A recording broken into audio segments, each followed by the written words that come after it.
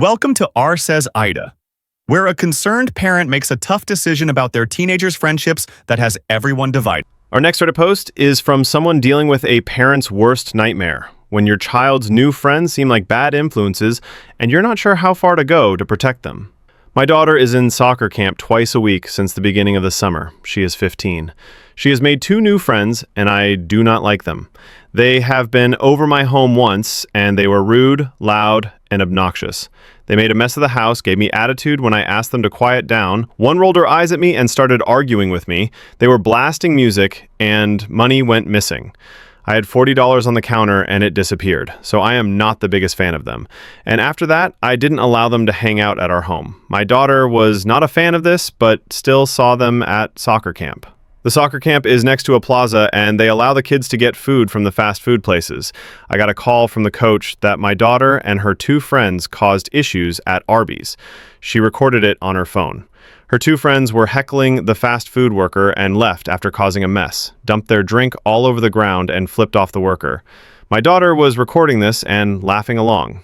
TBH, I found it disgusting.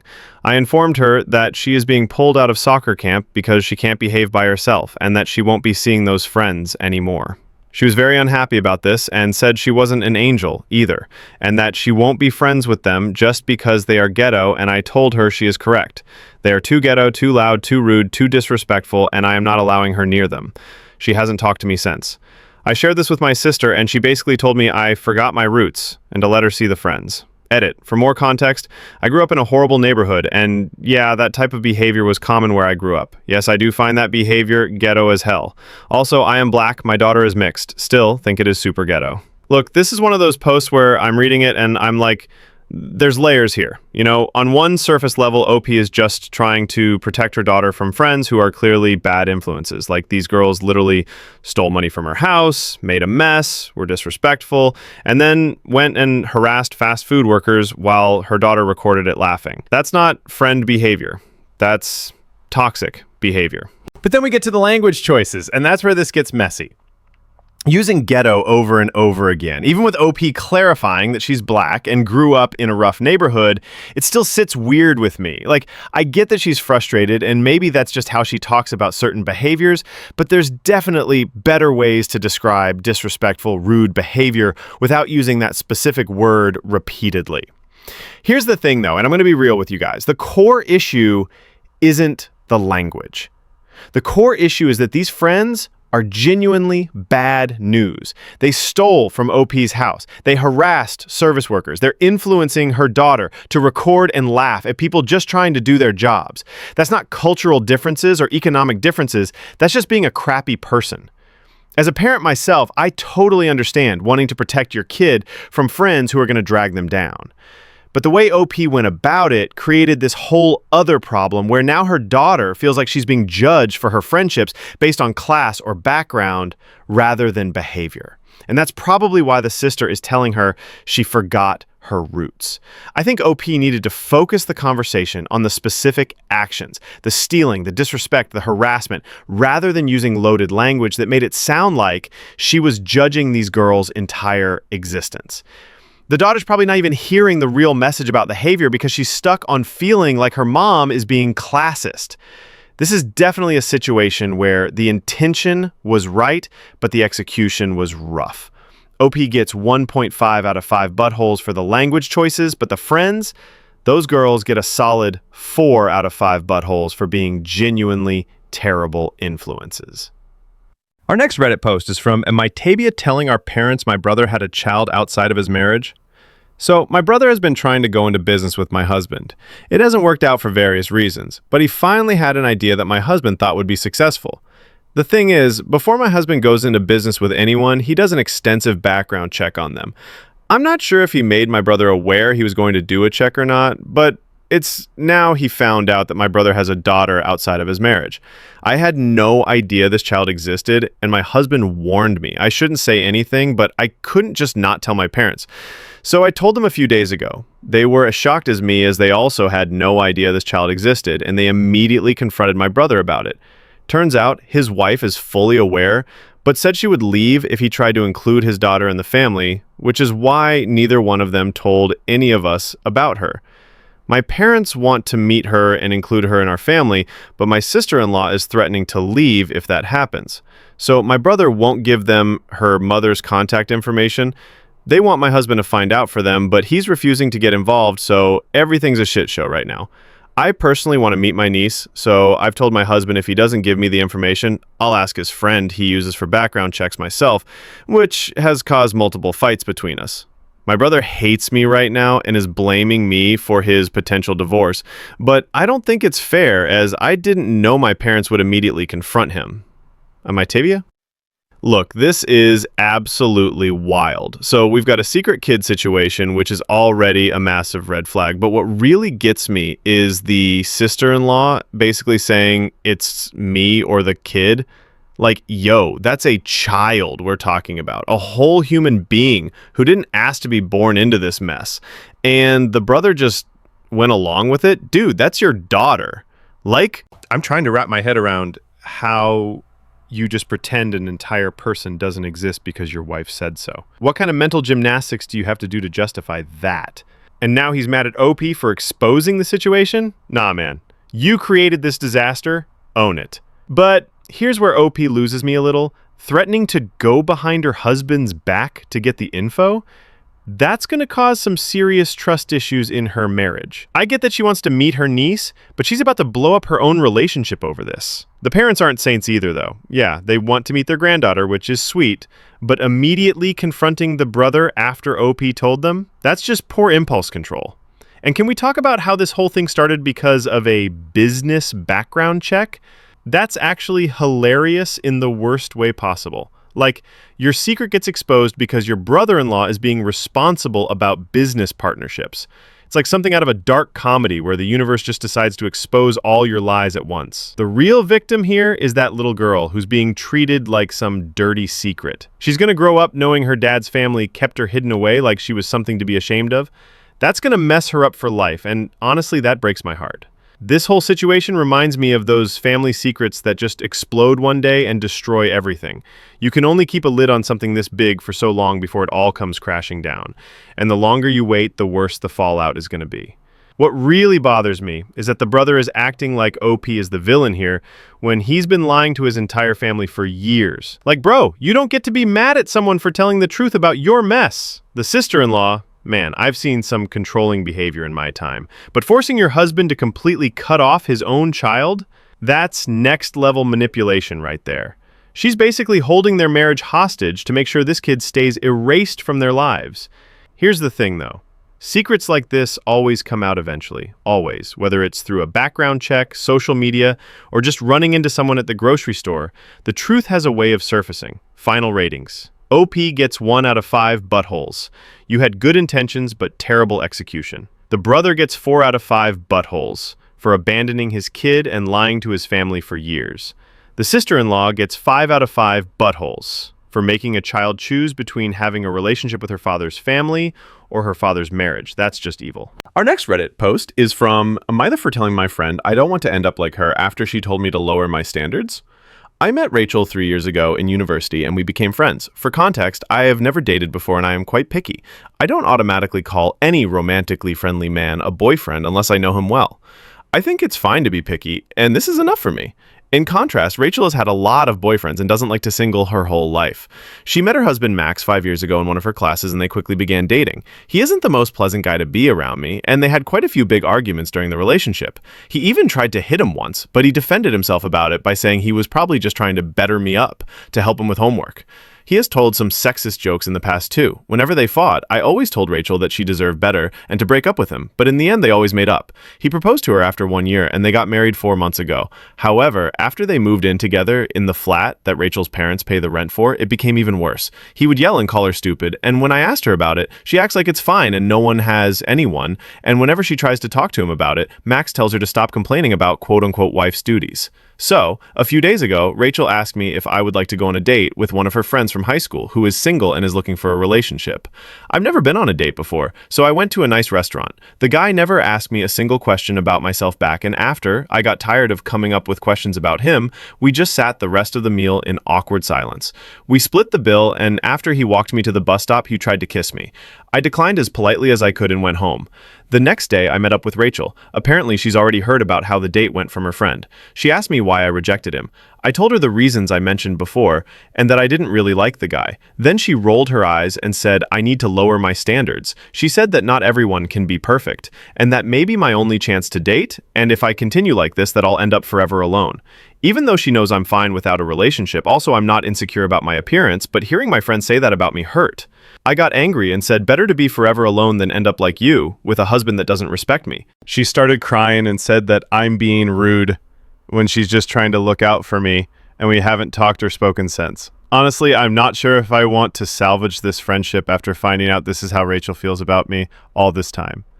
However, I feel guilty for saying this to her friend knowing she's already been hurt about her marriage. I have a feeling that her husband is awful. So, AITA day in this situation. Look, this is one of those stories where you can see the toxic friendship from space, but OP is still questioning herself. Let me break this down for you guys. First off, Rachel's husband, Max, this dude is straight up abusive.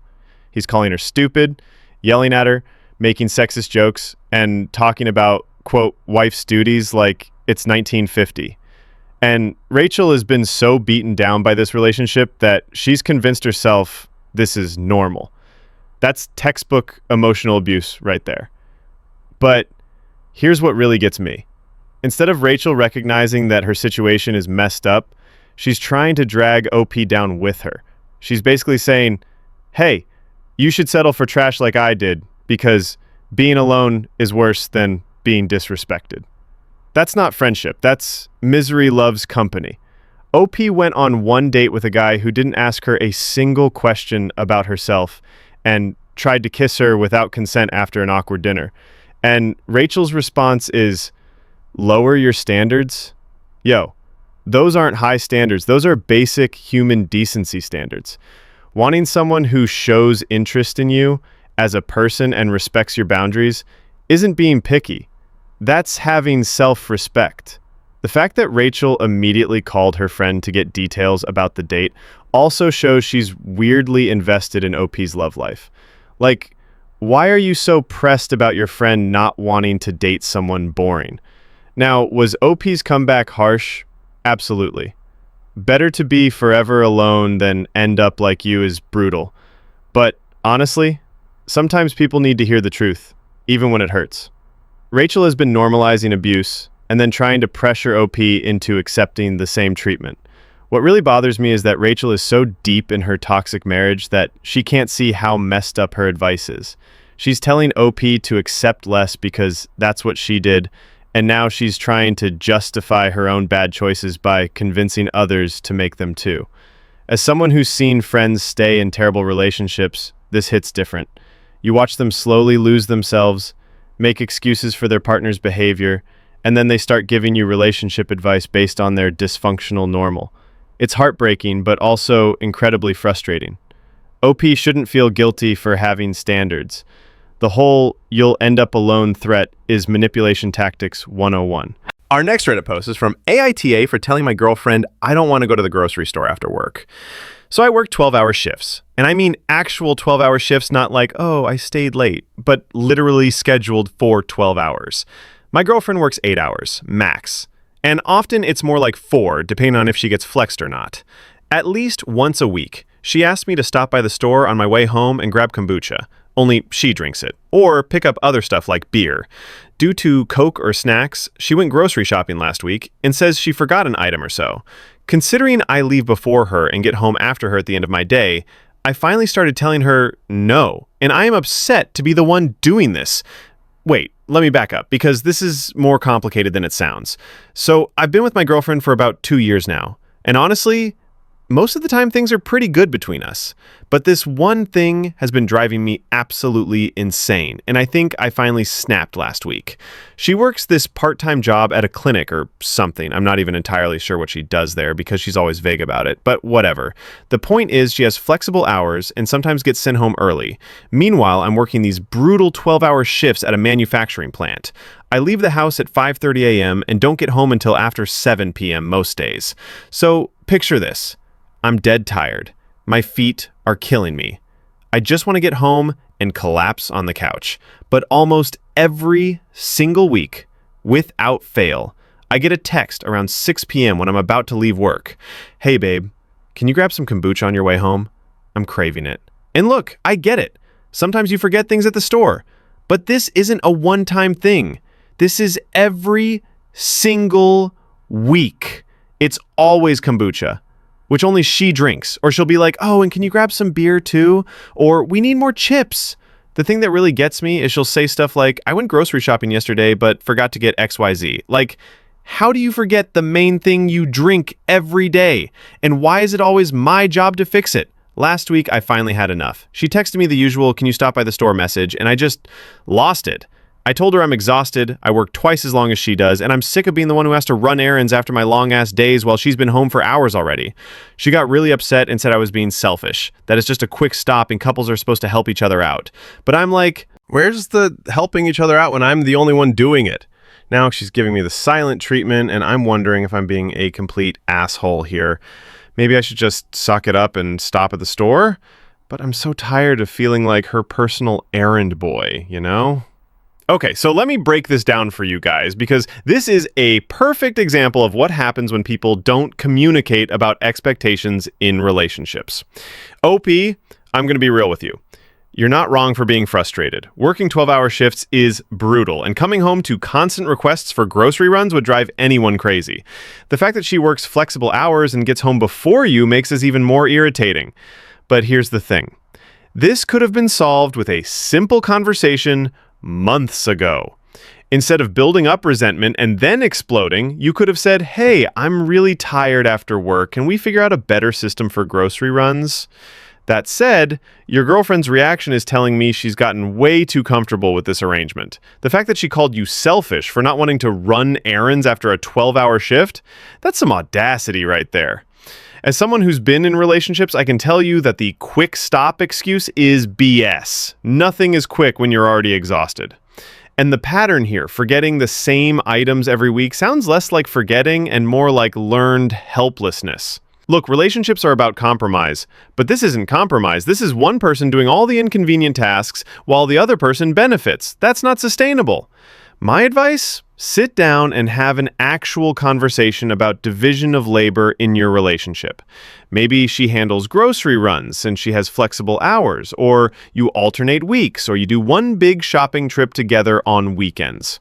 OP gets 1 out of 5 buttholes for not addressing this sooner, but honestly, I get why you snapped. The girlfriend gets 3 out of 5 buttholes for the entitled attitude and calling you selfish when you're clearly being taken advantage of. Our next Reddit post is from AITA for not reminding my mom's husband of her birthday. So I'm 26, and my mom remarried about 3 years ago. Her husband seems like a decent guy, I guess. He's been married to her for 2 years, dated for 1 before that. I know he's super busy with work, like constantly busy, but I honestly didn't think he'd forget something this important. So mom's birthday rolls around last week, and my brother and I had been planning for weeks. We're both adults now, but we still make a big deal about her birthday because, well, she's our mom, you know? I got her this novel. Her favorite actress is starring in a new Netflix series, and I found out it's based on this book. So I thought, perfect, she can read it before the show drops. My brother got her one of those expensive Pop Mart figurines she's always looking at but never buys for herself. We show up at their house around 2 p.m. with our gifts, all excited to celebrate. The second we walk in, I notice mom's acting weird. Like, she's trying to smile and be happy, but there's something off. She keeps glancing at her husband with this look I can't quite read. Then her husband comes out to greet us, sees our gift bags, and his face just drops. Like all the color drains out of it. He looks at the gifts, looks at mom, looks at us, and you can literally see the moment it hits him. Oh shit, he says. And I swear mom flinched when he said it. What day is it today? And that's when I realized this man completely forgot his wife's birthday. Not just forgot to get a gift, but forgot the entire day existed. Mom's standing there trying to keep it together, but I can see she's crushed. Like really hurt. But here's the kicker. Instead of immediately apologizing and rushing out to get flowers or something, he turns to me and my brother and goes, "Why didn't you guys remind me? You know how crazy work has been and I can't keep track of everything." I just stared at him. like, "Sir, she's your wife." I shouldn't have to remind you when your own wife's birthday is. That's literally the most basic husband requirement ever. But I didn't say anything because Mom looked embarrassed enough already. But he kept going. He's like, "You guys should have given me a heads up since you know how my brain works. I rely on other people to remember this social stuff." Social stuff? Your wife's birthday is social stuff? Mom ended up having a nice day because my brother and I made sure of it. But I could tell she was hurt. She kept making excuses for him like, "Oh, he's just so busy, but come on. We all saw what happened." Now, I'm wondering if I'm somehow the bad guy here for not babying a grown man about remembering his wife's birthday. But also, shouldn't he just remember on his own? Look, I'm going to be real with you guys. This is one of those situations where someone's getting gaslit into thinking they did something wrong when they absolutely didn't. The husband's reaction here is classic deflection. Instead of taking responsibility for forgetting his wife's birthday, which, by the way, is like the most basic husband requirement that exists, he's trying to make it everyone else's fault. That's manipulation 101, people. And can we talk about how this dude said he relies on other people to remember social stuff? Bro, your wife's birthday isn't social stuff. It's literally the most important day of the year for the person you supposedly love most. If you can remember quarterly reports and client deadlines, you can remember when your wife was born. As someone who's been in relationships, I get that life gets busy. But there's this amazing invention called a calendar and another one called setting reminders on your phone. Hell, Facebook literally tells you when people's birthdays are. The man has zero excuse. What really gets me is that he had the audacity to get upset at OP and the brother. Like, my guy, you should be thanking them for making sure your wife had a good birthday despite your complete failure, not blaming them for not doing your job for you. This is giving me serious weaponized incompetence vibes, where someone acts helpless about basic responsibilities so other people will just do it for them. Classic move. OP, you get 0 to 5 buttholes. The husband gets a solid 4 out of 5 buttholes for forgetting, deflecting, and then having the nerve to blame everyone else. Mom gets like 0.5 buttholes just for making excuses for this behavior, though I totally get why she didn't want to cause drama on her birthday.